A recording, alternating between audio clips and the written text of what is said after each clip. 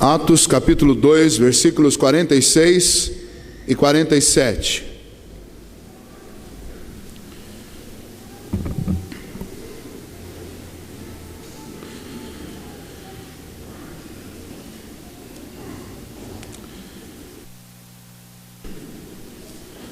Diariamente perseveravam unânimes no templo, partiam pão de casa em casa e tomavam as suas refeições com alegria e singeleza de coração, louvando a Deus e contando com a simpatia de todo o povo. Enquanto isso, acrescentava-lhes o Senhor dia a dia os que iam sendo salvos. Igreja, que ideia poderosa. Uma ideia poderosa por quê? Porque a igreja nunca foi e nunca será um conglomerado de pessoas, meramente. A igreja não é o templo. A igreja não é a banda de música, nem muito menos os instrumentos. A igreja não é a mobília. A igreja não são as sociedades internas, nem o conselho, nem a junta diaconal. A igreja sou eu, a igreja é você, a igreja é cada um de nós. E um conjunto de igrejas, vou brincar um pouquinho, é uma igrejona. Mas a igreja sou eu. E assim como eu tenho que crescer em todas as áreas da minha vida, a igreja também precisa crescer. Mas eu nunca posso pensar que o crescimento da igreja, ou pelo menos o crescimento da igrejona, é uma coisa que vai acontecer com um passe de mágica, porque não é assim. Não é assim em nenhuma área da vida da gente. Nós não crescemos espontaneamente. Existe e exige de nós cuidados específicos para que haja o crescimento.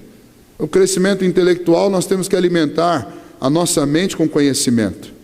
O crescimento físico, nós temos que alimentar o nosso corpo com alimento, com vitaminas. O crescimento dos nossos relacionamentos precisam ser alimentados com amizades, com laços.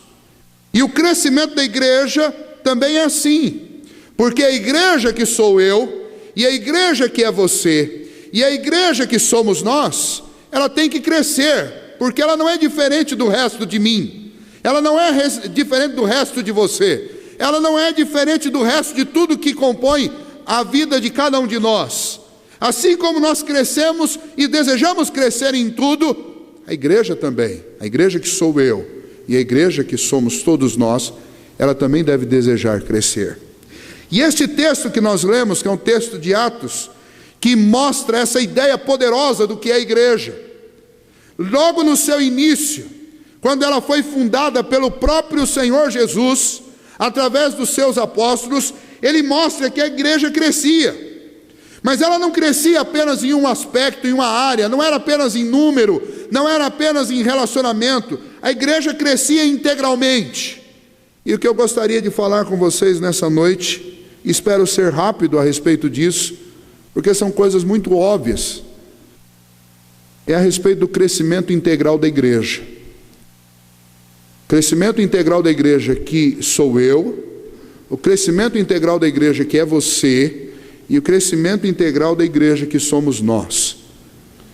O texto que nós lemos é um dos textos que descrevem uma igreja que aos nossos olhos é um padrão de igreja. Quando Deus, através do seu Filho Jesus Cristo e dos apóstolos, fundou a igreja, ele fundou com um padrão elevadíssimo, padrão que deve ser para nós o grande referencial como igreja, individual e coletivo. E que padrão era esse? Era uma igreja que, apesar de não ter templos, era uma igreja que, apesar de não ter a organização que nós temos hoje, era uma igreja que crescia, que impactava o mundo. O impacto deles ao mundo era tão grande, tão profundo, que as pessoas, antes de conhecer a Cristo, já desejavam fazer parte desta igreja. Esse texto diz que eles contavam com a simpatia do povo. As pessoas da cidade se simpatizavam com eles, com o estilo de vida que eles levavam, com a cultura que eles tinham aprendido de Jesus e dos apóstolos. O povo tinha simpatia pelas reuniões e pelos encontros deles.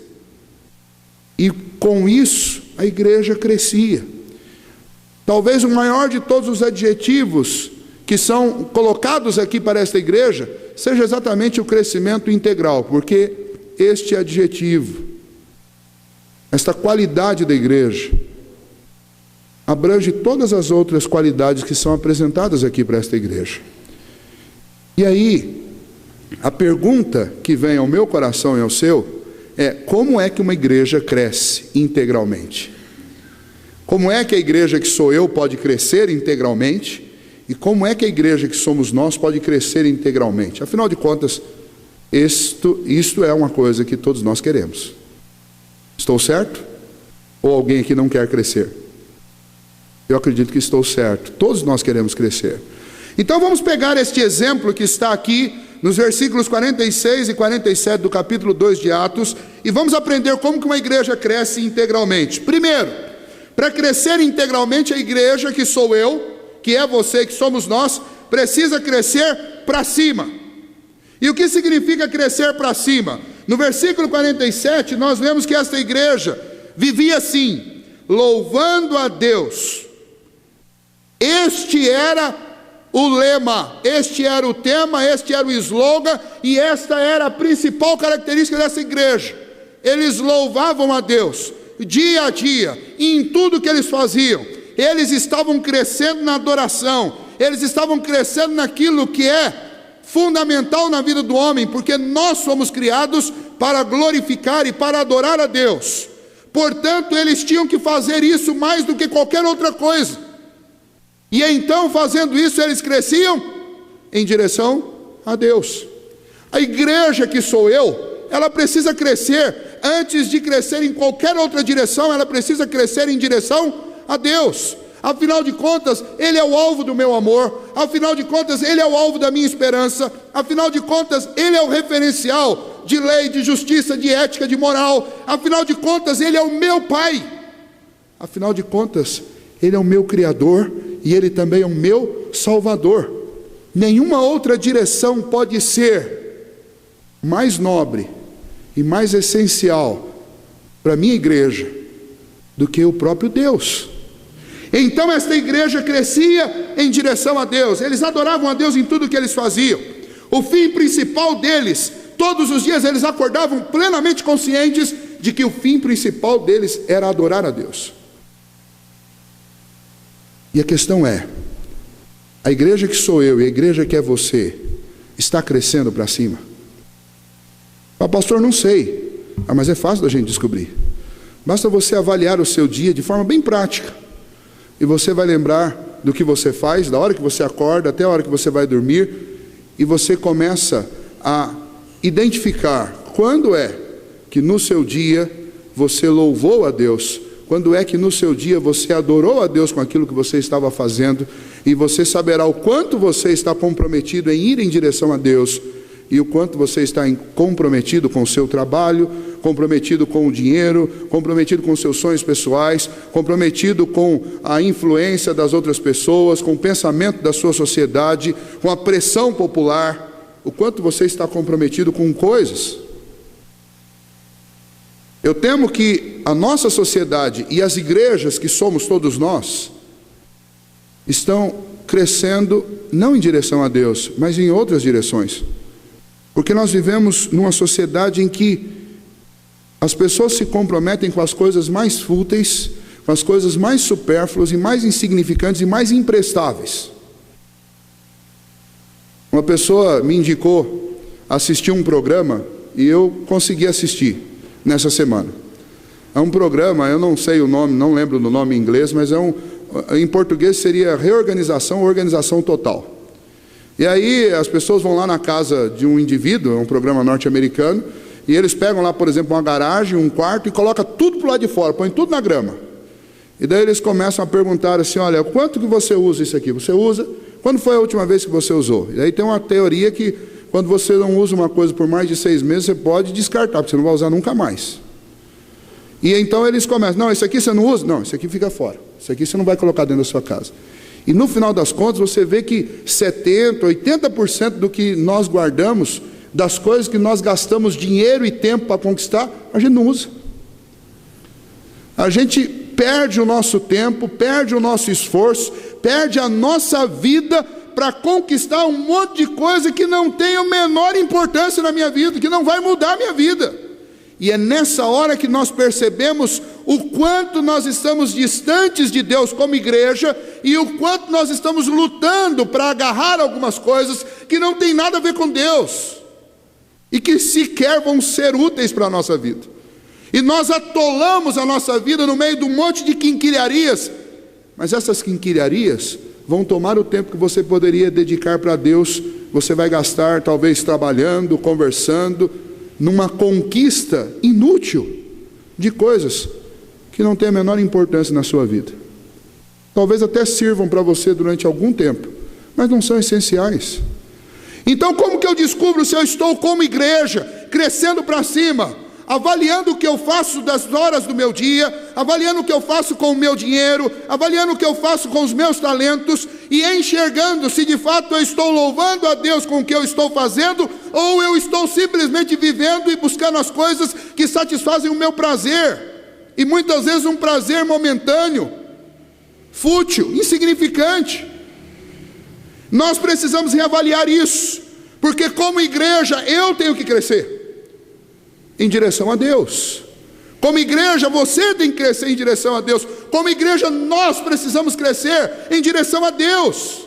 É crescer para cima, é fazer do meu dia um culto ao Senhor, da hora que eu acordo até a hora que eu vou dormir. Fazer dos meus momentos de alimentação uma adoração a Deus por aquilo que Ele fez. São milhares, talvez milhões de sabores que Deus criou para o nosso prazer. Não é possível que eu vou desfrutar disso tudo e não vou lembrar e nem dar os créditos a Deus que fez.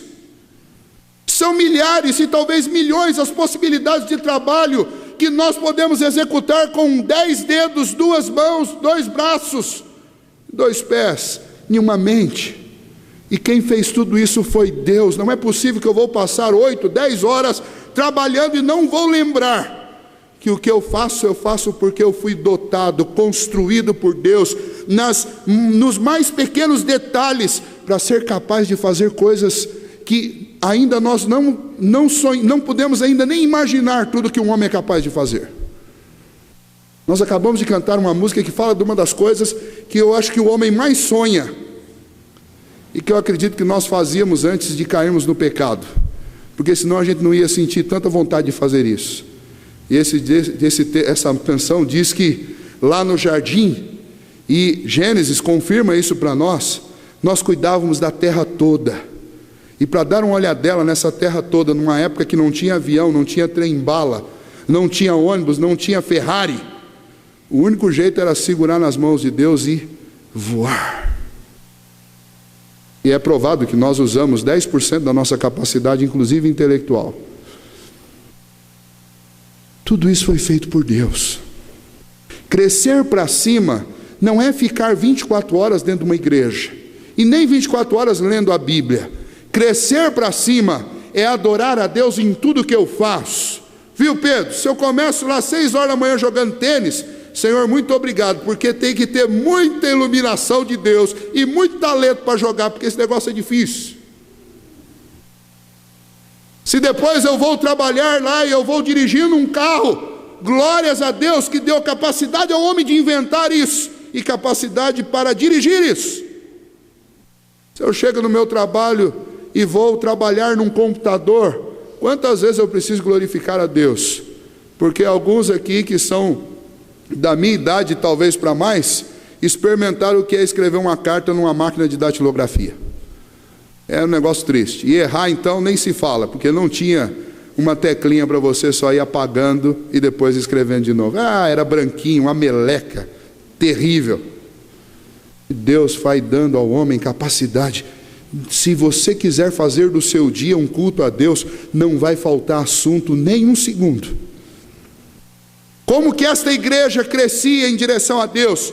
É óbvio que eles não ficavam cantando dia e noite, nem lendo a Bíblia dia e noite, não é isso que Lucas está dizendo. Lucas está dizendo que eles louvavam a Deus com a vida deles. O culto deles não era uma coisa que estava lá paralisada no domingo. Era um culto que acontecia a cada momento, a cada instante da vida deles. Cada vez que eles falavam alguma coisa, cada vez que eles trabalhavam, que eles comiam, que eles andavam, eles louvavam a Deus. Isso é o estilo de vida revolucionário. Esse é o estilo de vida de uma igreja que está crescendo em direção a Deus. Será que nós estamos crescendo em direção a Deus? Pense nisso, crescer para cima. Como é que a igreja cresce integralmente também? É crescendo para dentro. Como que eu cresço para dentro?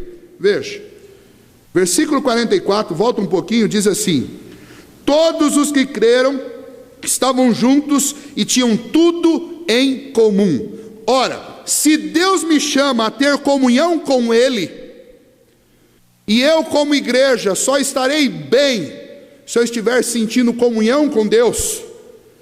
Vou usar a música novamente. Foi o que o homem perdeu quando Adão pecou. Ele perdeu a comunhão com Deus. E hoje nós sentimos saudade daquele estilo de comunhão que Adão tinha lá no Éden, que era a comunhão que a nossa raça tinha com Deus, de poder caminhar com Deus na viração do dia e contar para Deus o que nós aprendemos e o que nós fizemos. Esta comunhão, ela é restaurada quando nós conhecemos a Cristo Jesus. E então nós crescemos para dentro, crescemos em comunhão com Deus. E na nossa coletividade, como muitas igrejas, para ver a nossa igreja individual crescer, e a igreja, que é este corpo de Cristo, crescer, o que nós precisamos? Nós precisamos crescer para dentro. Nós precisamos estabelecer a comunhão, nós precisamos de laços fortes, relacionamentos profundos, sinceros, relacionamentos firmes, saudáveis. E aí eu quero descrever aí um caminho que nós podemos seguir na prática. Eu preciso crescer para cima e manter a minha comunhão com Deus, mas eu vivo dentro de uma família, então eu preciso viver em comunhão com essa família. E os meus laços familiares não podem ser como os laços de família da novela das 8, onde o filho desobedece o pai e a mãe e o pai não estão nem aí para o filho, a esposa trai o marido trai a esposa, e todo mundo vai vivendo, e aquilo ali não é nem laços de família, mas talvez quem tenha conseguido descrever aquilo de maneira mais eficaz foi o programa TV Pirata, que era Trapos de Família, alguma coisa assim. E aquilo ali no máximo, era trapo de família. A família descrita pela mídia dos nossos dias é um trapo, não é família. E eu não vou aprender o que são verdadeiros laços de família para estabelecê-los na igreja, se eu não tiver um laço profundo e firme com Deus de comunhão, se eu não tiver laços profundos, saudáveis e firmes dentro da minha família de comunhão. Não adianta esperar que eu vou conseguir estabelecer laços profundos e firmes de comunhão na igreja, que é o corpo de Cristo aqui.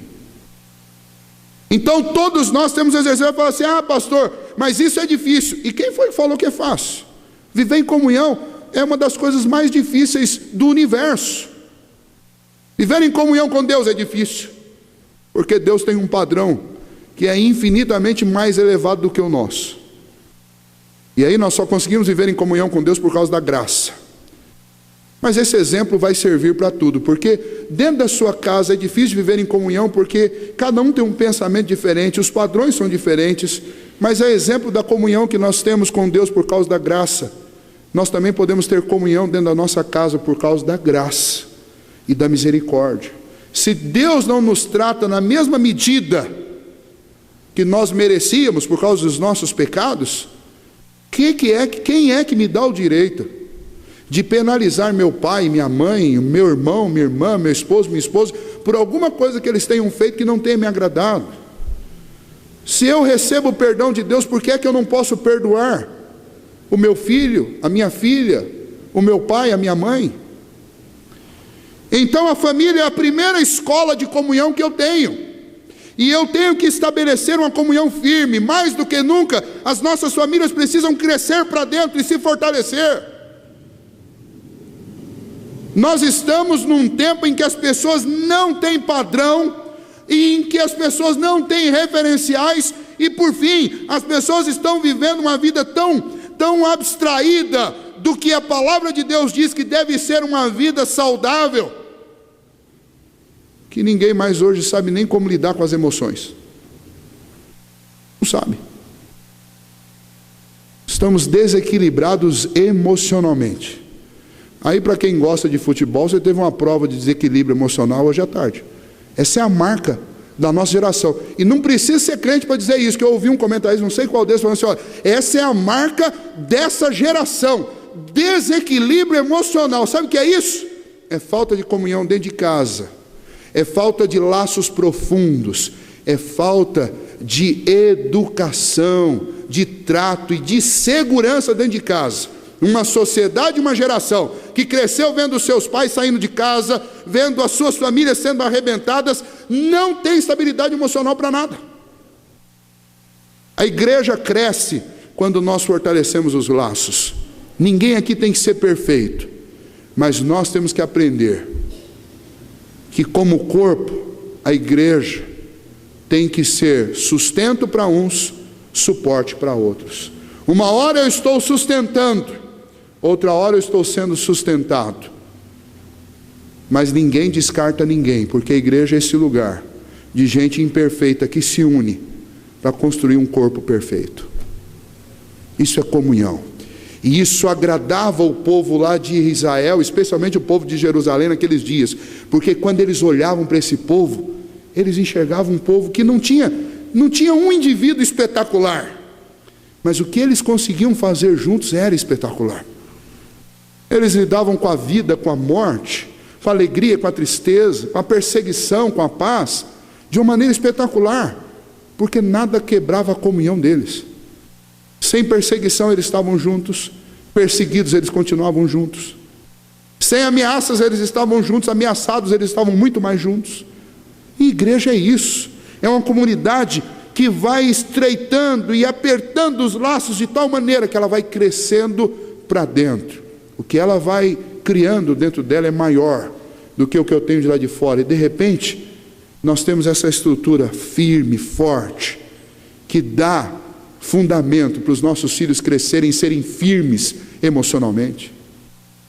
E dá a condição de nós formarmos dentro da igreja homens de verdade, homens de caráter, que dá a condição de nós formarmos mulheres dignas, dá a condição de nós formarmos políticos dignos,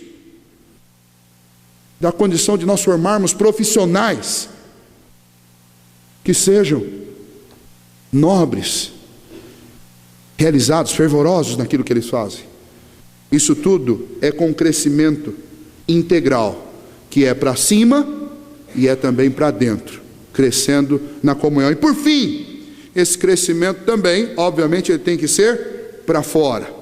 A parte B do versículo 47 diz: enquanto isso, acrescentava-lhes o Senhor dia a dia os que iam sendo salvos. Ou seja, a igreja se comprometeu com a missão dela, que era adorar a Deus e fortalecer os relacionamentos e anunciar, que nós vemos aqui, para fora, a mensagem que eles receberam. Então o indivíduo foi salvo em Cristo Jesus, sua vida foi transformada, agora ele começa a multiplicar o que aconteceu com ele. Olha, Cristo olhou para mim e ele foi capaz de me amar mesmo eu sendo um pecador. Eu quero dizer para você, meu colega de pecado, meu colega de transgressão, que do mesmo jeito que Deus me amou, Ele ama você também.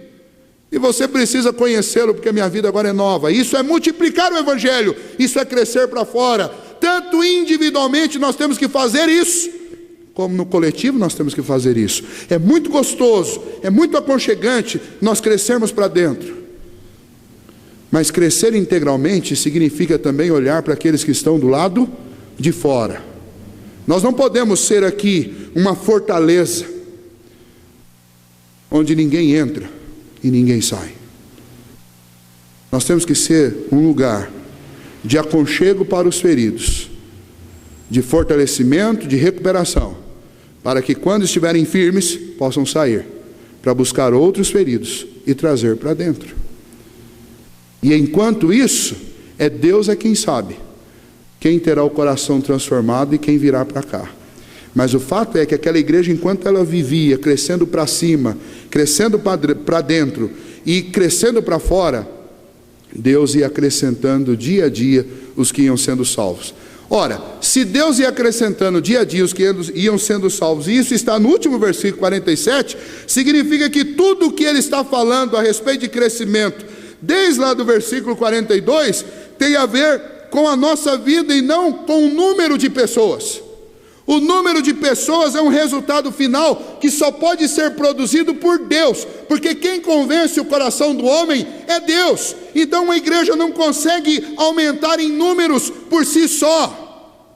Mas quando a igreja está comprometida em crescer para cima, crescer para dentro e anunciar para fora o evangelho do Senhor, Deus também traz gente para dentro dessa igreja. E aí finalmente nós temos o crescimento numérico, que é bom, que é gostoso. Você não sabe a diferença e o quanto é valioso o crescimento numérico. Você pode experimentar participar num culto num lugar com 6 pessoas e depois participar num culto num lugar com 100, 200 pessoas. É incrível isso, mas nós, seres humanos, nós gostamos de aglomeração. Nós gostamos. É lógico que chega uma certa altura nós deixamos de gostar. Quando o número é tão grande que você se torna um indivíduo sozinho no meio de uma multidão, daí já não é mais gostoso. Mas quando você está num grupo grande de pessoas, onde você conhece as pessoas te conhecem, nós temos uma satisfação grande, não sei, algum tipo de injeção, de algum tipo de hormônio dentro de nós, nos dá um prazer muito grande. É bom, quem não gosta de estar num número grande? Irmãos, se nós queremos ser uma igreja cada vez maior, nós precisamos nos comprometer com o nosso crescimento para cima, para dentro e para fora. E muitas vezes nós estamos comprometidos só em crescer para cima. Daí nós pensamos só na adoração, mas não pensamos na comunhão, nem na evangelização. Às vezes nós queremos crescer só para dentro. Nós pensamos na comunhão, mas não pensamos na adoração e não pensamos na evangelização. E a gente só pensa ali naquele momento de prazer, onde nós estamos juntos. E algumas igrejas, poucas igrejas, pensam só na evangelização, mas não cuidam dos seus. E não cuida da adoração. E aí você fala do evangelho para muita gente, mas Deus não traz ninguém para cá. Crescimento é algo que tem que acontecer integralmente, tanto na minha vida como igreja, quanto na vida do coletivo, como corpo de Cristo, uma igreja nominal de Cristo, a igreja denominação. Meu desejo é que o Senhor nos ajude, porque dá muito trabalho. Dá trabalho você cuidar do seu dia de tal maneira que tudo que você fala ou faz seja um hino de louvor ao nosso Deus.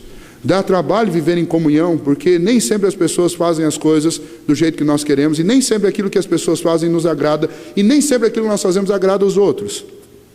Então viver em comunhão é algo difícil, e é algo que só é possível pela graça de Deus, e por nós imitarmos o que Deus fez conosco, que foi perdoar e sentir misericórdia.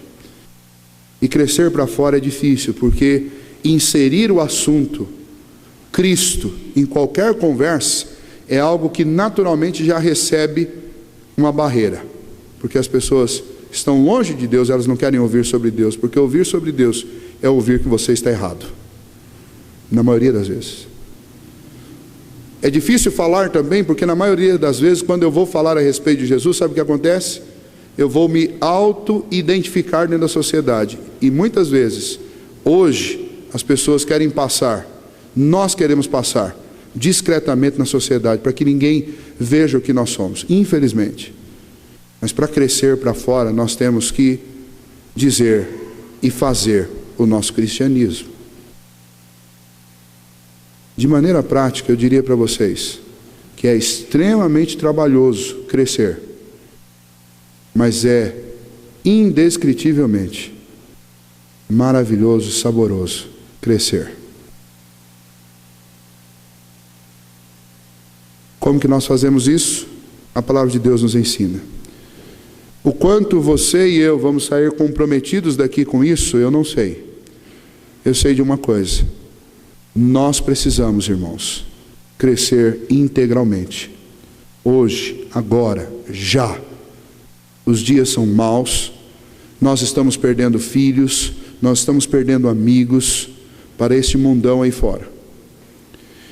Então, ou nós nos comprometemos com isso, ou nós vamos nos contentar em ter os nossos filhos na infância e na adolescência, enquanto a gente pode segurar, e depois eles vão embora. E ao invés da igreja, que sou eu, que é a sua família, e que somos nós, crescer, ela vai diminuir. Porque nesse sistema só tem crescimento ou encolhimento. Não existe estagnação. Que Deus nos ajude, que Deus nos desafie, que Deus nos faça comprometidos com isso, na adoração a Ele, na comunhão e na evangelização. E que você, que eu, que nós cresçamos, como toda a igreja legítima cresce. Amém? Quero convidá-los a ficar em pé, nós vamos orar nesse momento, encerrando este culto ao Senhor aqui, na coletividade, mas que a gente continue crescendo para cima, no culto e na adoração a Deus, individualmente, em tudo que nós vamos fazer nessa semana. Senhor nosso Deus, muito obrigado, Pai, porque o Senhor nos deu tudo que nós precisávamos para crescer. O Senhor nos deu da Tua graça e da Tua misericórdia, que nos reaproximou de Ti. Por isso nós podemos Te louvar, por isso nós podemos ter comunhão com o Senhor, e por isso nós podemos ter nos nossos lábios uma mensagem nova. O que nós queremos pedir para o Senhor nesta noite é que, se alguém ainda não tem isso em sua vida, que esta noite seja uma noite de transformação, e que o Senhor possa fazer este coração sentir a Tua graça, a Tua misericórdia, o Teu perdão.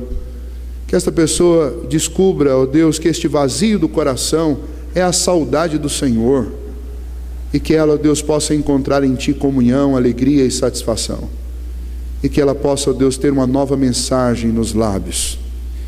E, ó Deus, a todos nós que conhecemos e recebemos estas bênçãos do Senhor, que o Senhor nos anime a crescer, ó Deus, que nós cresçamos em direção ao Senhor, Te adorando o tempo todo, e nós cresçamos, ó Deus, em direção aos nossos irmãos, buscando a comunhão e vivendo, ó Deus, estabelecendo laços firmes, seguros, que, ó Deus, fortaleçam a vida dos nossos filhos, fortaleçam, ó Deus, os nossos relacionamentos, as nossas amizades, e que o Senhor, ó Deus, desperte-nos, coloque em nós coragem, intrepidez, para abrirmos os nossos lábios e proclamarmos o que o Senhor fez na nossa vida, e o que o Senhor pode fazer na vida de qualquer homem, independente da circunstância, do estado que esteja, porque o Senhor nos amou de uma maneira tão profunda, que o Senhor deu o Seu Filho por nós na cruz do Calvário. Não há pecado maior do que este amor do Senhor. Por isso, ó Deus, ajude-nos a anunciar este amor, esta mensagem a todos os homens, e que assim, ó Deus, como igreja, nós cresçamos diante do Senhor e diante dos homens. Abençoe o Teu povo, nos conduza em paz para os nossos lares. Abençoe, ó Deus, nossos trabalhos, nossos relacionamentos e toda a nossa vida, ó Deus, durante esta semana. Em tudo que formos fazer, dizer, pensar, atuar, que nós, ó Deus, ofereçamos a Ti um culto glorioso para a nossa vida, durante todos os dias desta semana. É em nome de Jesus que nós oramos. Amém.